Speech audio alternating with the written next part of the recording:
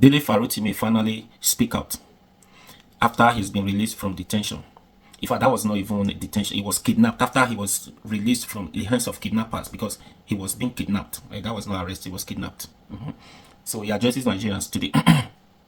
So at the cost of that broadcast today, the man broke down in tears. Yes, he cried for Nigerians at the problems.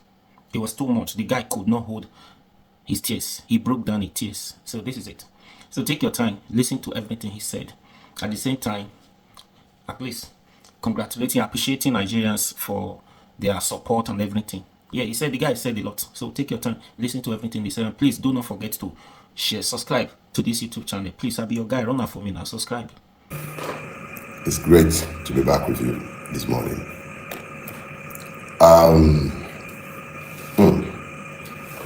I've been deliberately quiet. Yeah, as quiet as I can possibly be since I came out of my holiday, the retreat that I had looked forward to for a while. I would have preferred that I wasn't in a prison, but it pleases God.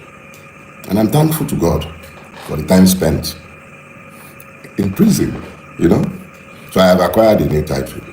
I was going to say Senior 11 of Nigeria, SEN. Until a dear friend of mine, divinely inspired, showed me that, no, how can you call yourself 11? Nobody convicted you. I said, but I went to prison. He said, no, you went to prison, but you are not imprisoned. So you are not 11. So he suggested to me, why not call yourself Senior Accused of Nigeria? So now I'm an SEN. When next you see me, or they are writing my name, please be mindful of the fact that I, formerly known simply as Dele Farotimi, occasional madman, previously 11, you can now call me graciously Dele Farotimi SAN, Senior Accused of Nigeria. So welcome to this morning's show. Yes, it's a show, and the show must go on. So here is what we'll do. I told myself that I hold too many of you an unrepayable debt of gratitude. Too many of you. Look, one of the chief drum bangers for my freedom is my dear brother and friend, David. I spoke with David, I think, the day after I came out of my seclusion, and I promised him I was going to call him back that day, and I haven't managed to do so. I knew I was supposed to be telling me about several other people that I'm supposed to be calling because of everything so many of you did. Truth of the matter is, you are the best. Nigerians, fantastic human beings. You guys are the very best. And I'll find a way to build these around the sermon that I have assigned myself this morning. Let's get something clear. I was going to title this, Thank You, Debt of Gratitude. I ran out of superlatives with which to either title these or to describe the whole lot of you. I even went ahead, I wrote my outline as usual because I didn't want to be derailed. And I was convinced that this is what I was going to be speaking to this morning, although I eventually titled it The Road to Freedom. Is that what we called it? Now, I can't really remember, but I believe that is what it was. Is it The Walk to Freedom? Whatever. The key thing is, I had one message planned. And it was planned, I believe, with my own carnality. And I'm as carnal as any one of you. I'm completely human with all of my hypocrisies and everything. And I've had 21 days to prepare for what I believe will be the next stage in the battle, that in the war, because I knew that stage had already been won. But let me quickly say this. Thank you. I thank you. I thank each and every one of you. I am deeply, deeply grateful for what you all did. The calls to my family, the amazing show of support. And it's easy for me to speak with specificity to certain persons. I could say, for instance, that Mr. Peter Obi came to the prison to see me. I should say and say thanks to him for that. And then there's my brother, Yele Showore. Not only did he call my family, like he called them, he mobilized the AAC and the Revolution Now movement behind the demand for my release. My legal team, led by Mr. Lumide Fusika, fantastic people. Then there is Professor Emiri. He lost his wife and he just lost his mother as well. In the midst of his grief, he found the grace to show up in court, argued my bail application before the Federal High Court in in Ado Ekiti, even though I was only told the day before. I only informed them the day before. They all rushed to Ado Ekiti to ensure that I had legal representation. Fantastic human being. All kind of people, small and great, however you great human being in your own reckoning, traditional rulers, sending chiefs. My hometown, I've spent more time in front of you guys than I have spent in my hometown. But the Owa of my town sent a delegation. Okay, everybody, the show of support across the entire strata of our society is humbling. It was humbling in the extreme. And I need all of you, whether I've mentioned, do I want to talk about Gigabyte in Ekiti, the Revolution Now coordinator in Ekiti and his team, all kind of human beings that I can't even remember to mention their name as I speak with you. The Ado Ekiti prison practically became a tourist center. Big, small, everybody, people showed up. And I was being told constantly of the loud demands that you lot were making for my release. I appreciate you all. I appreciate you all. And I must say, in all humility, that you are the ones who came out of prison. It wasn't me. You came out of prison. You found your voices. You demanded that the right thing be done. Consistently, you made sure that I knew I wasn't walking alone.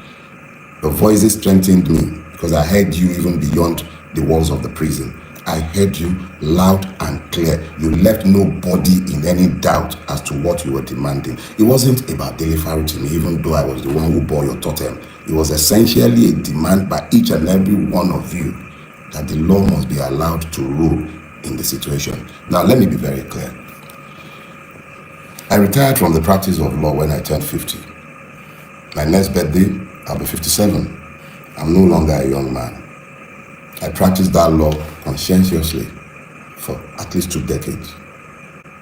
I am a lawyer, not just because I was trained as one, but because I am by nature one. I'm a Yoruba man. In my culture, it says Ejola Ako, Baba Elekonke Koja. I am not a fool. When the magistrate spoke, the learned magistrate was very specific in the order that he gave. And even though I did not believe at the time, and I still do not believe that there was any need for that order to have been made, what he said was clear. I may not speak to the press or even to you about the case pending in his court. That was the extent of his order. I am a lawyer. The matter is sub judice, and I certainly cannot, whether he had made the order or not, I wouldn't have spoken to the case in the court. And I certainly do not intend to. There is absolutely no need to speak to any of the cases before the court. They are irrelevant to the future. And me and you, we need to focus on the future. So let us be clear. Assuming that the magistrate had made any such order, I would have been under a duty as a human being, even if I may not be a citizen, to disobey that order. But I thank God that the magistrate, erudite magistrate, intelligent and very, very, very, very fair, firm and just, gave only one order, the only order he could have given in the circumstances. I may not speak to the case before his court, and I do not have any such intention.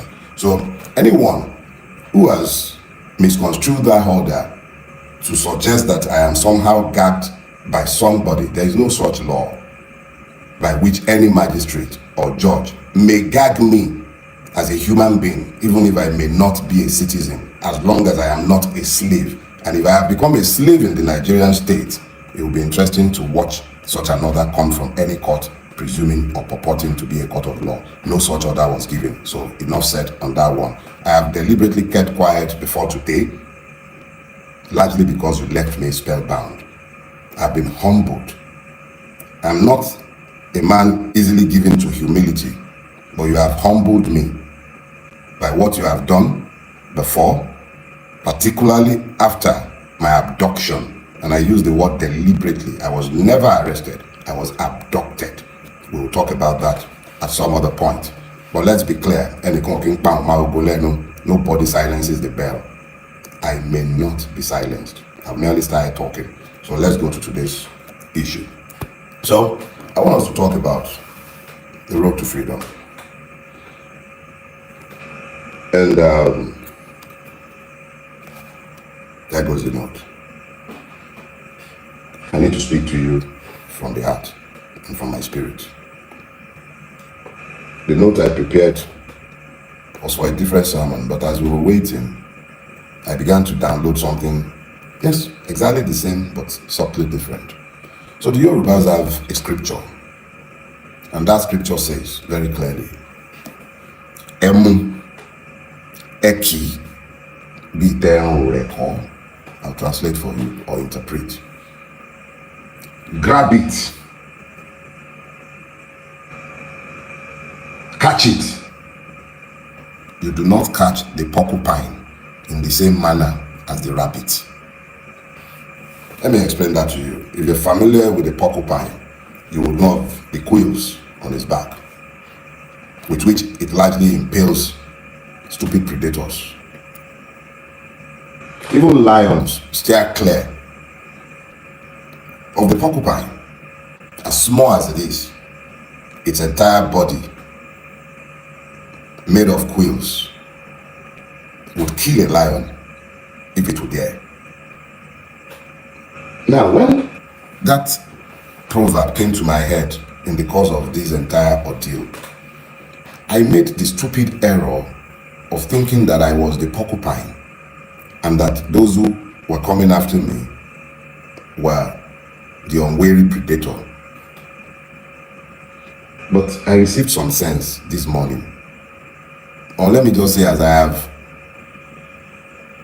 digested the extent and the range of support that I have found since I came out of prison. And I realized that I am not the porcupine. It's not me. I'm just as harmless and defenseless as any of the other rabbits in this space. You will remember that for a long time, I have argued that the Nigerian is not a citizen. I even went as far as to have labeled myself for years as the patriot of an unborn nation. And then I believe on my Twitter feed, you find me labeling myself a victim of Nigeria. And I have multiple times spoken to the victimhood of the Nigerian people. I have lamented for years that what truly assails the Nigerian is the complete absence of the rule of law in our country, and how this has left all of us defenseless and as praise in what has become a country of pain. I have spoken to you about this for years, I spoke to you about it, that we are all victims, that we have all become as victims in the country that we have managed to build. I told you how we were all running away.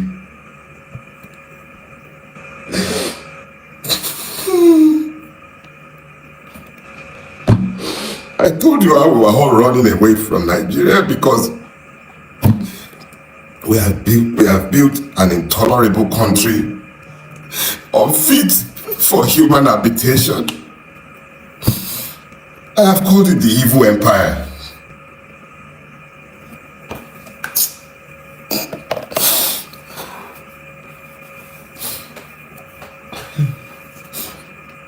I have called it the evil empire. I've spoken to the fact that because of what we have all collectively tolerated,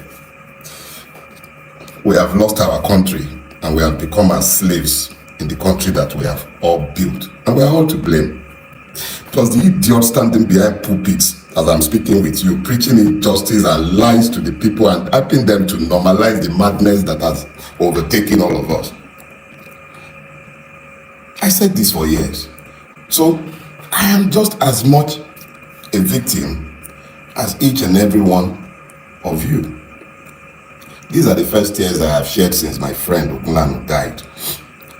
I'm not given to tears, and I'm sorry. See, back to the issue. We all built this. We made this mess together, and it will take all of us to resolve the mess that we have made. It will take all of us. Without all of us functioning as one, the way you found the grace to function as one in the last month, you all acted as one. It wasn't about being Christian, being Muslim. They divided us along too many lines. Damn!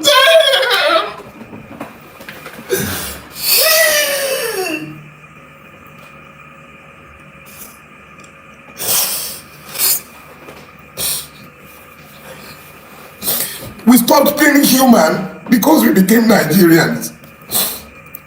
They divided us and we fell for it. Because you wouldn't see me as a Yoruba man, you spoke for me. Because you wouldn't see me as a Christian, you spoke for me. Because you spoke. Because you spoke. Because you spoke.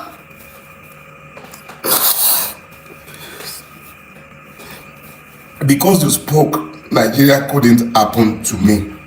Because you spoke. The only reason Nigeria couldn't happen to me is because you spoke. You spoke. That is why Nigeria couldn't happen to me. And yeah, Nigeria couldn't happen to me. Emu, Eki, Bitenru Reko. You found your voices. I became you. And in our collective, you couldn't be silenced. And I could not be silenced. So it wasn't me that became the porcupine. It was you, the Nigerian citizens, that became the porcupine. So here is what we're going to do. First question I need you to ask yourself is this. How many of the people feeling the pains of the Nigerian state in detention or in prison deserve to be where they are? There's multiple people that I met in prison, and I'll yet speak to my prison experience. But I assure you, I didn't shed a single tear. I was happy for the free accommodation. I didn't like the food and I didn't have to eat it. So I'm not talking about me in some pity form. I went to prison and I view it as a finishing school. It showed me exactly how ugly our country is. But because we have so many high profile cases, or because the internet has brought this home to all of us, let's talk about Naomi, the former queen. Let's talk about Hamzat Oriyomi and the proprietors of that school in Ibadan.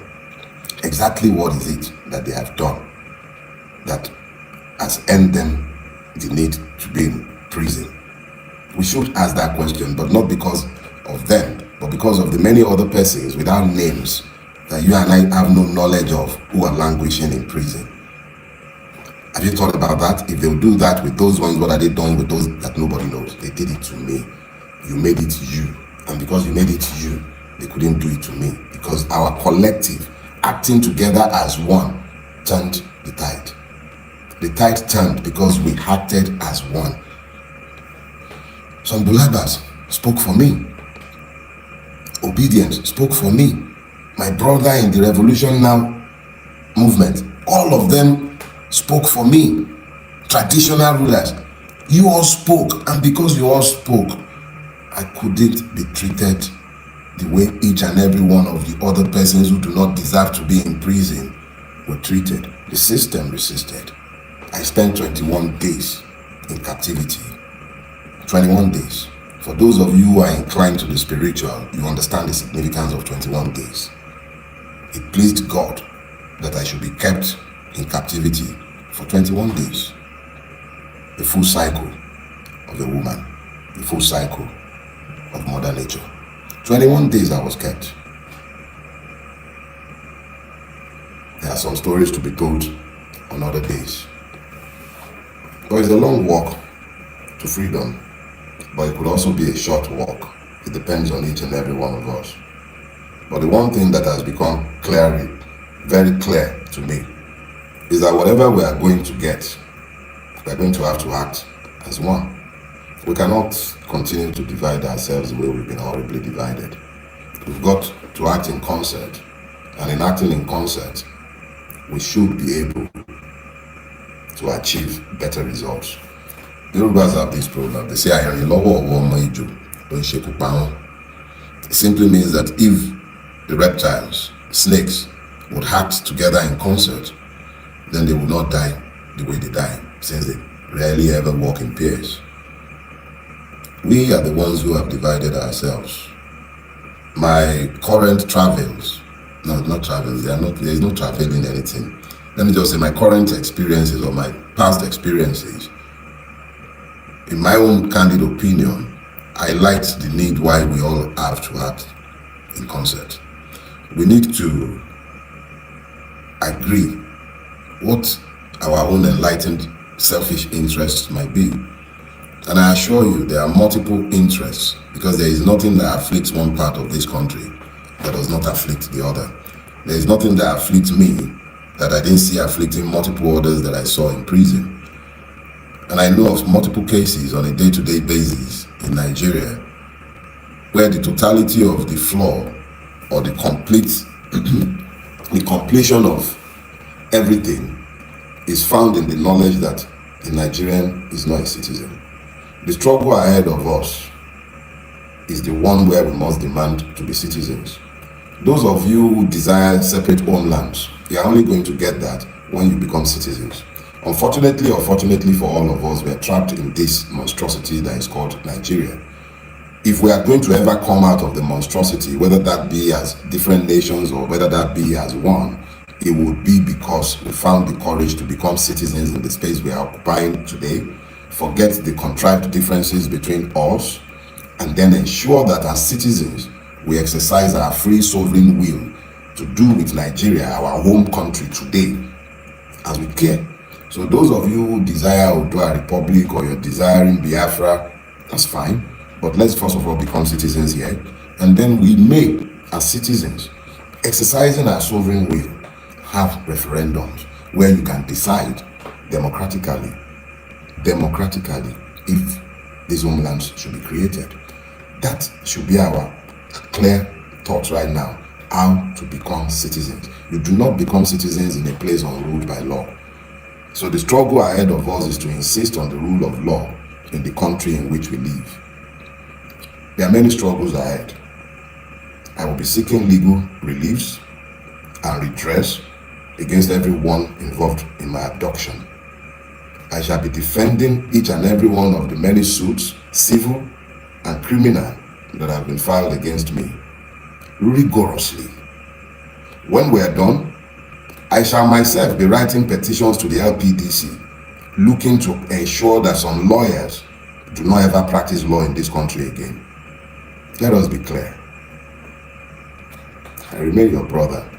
I remain you, Dele Farotimi Esquire, SAN, senior accused of Nigeria, victim of Nigeria, but a conscious victim, capable of articulating the conditions of the victim. I am not a victim again. I am a threat. That's what my brother Baldwin says. So, kolo tó so má dá lọ́rùn ni mo jẹ́ fún yín. Mi ò ṣe jẹ, kò sí ní ilé fi mí ṣe, mi ò dẹ̀ lè pò lọ́rùn yín. Tolerate me, as long as we have to continue pretending that we are a democracy. You're gonna just have to tolerate me, okay? Alright guys. That's for you all. There isn't much more to say than to say thanks.